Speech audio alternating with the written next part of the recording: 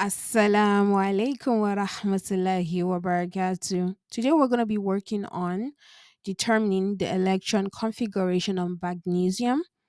So the first thing you have to do is for you to always determine the number of electrons of the atom. In this case, we're going to determine the number of electrons for magnesium.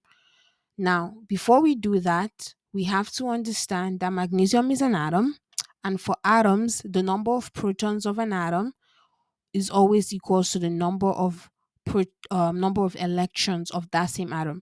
Hence, the number of protons of magnesium is always going to equal the number of electrons of magnesium. We also know that for atoms, the atomic number always equals to the number of protons.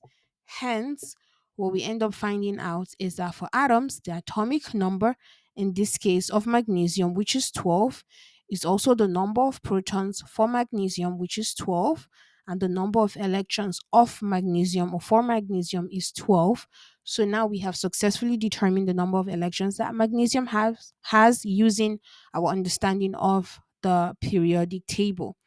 So now that we've already determined that the number of electrons for magnesium is 12, we're going to look at the energy orbital diagram.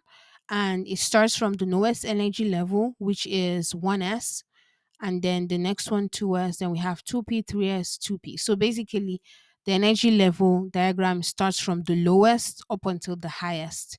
And what we do with the electrons is that we're going to fill in each electron into this particular diagram until we use all 12 of our electrons up.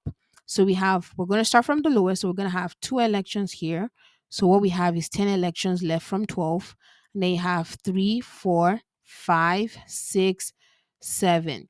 Now we have 5 electrons left. But before we go on to keep filling up, I want to teach you guys something.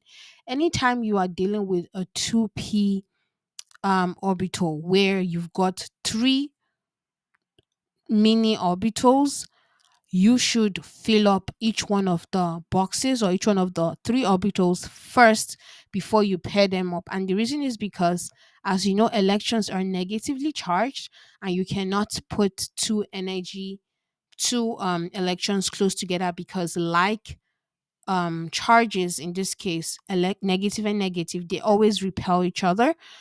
And if you put them too close, it's going to cause energy destabilization, and we do not like that in chemistry. So we're always going to fill in one orbital, and then the next orbital, and then the third orbital, and then we pair them up. So we've used 7. So now this is 8, this is 9, and this is 10.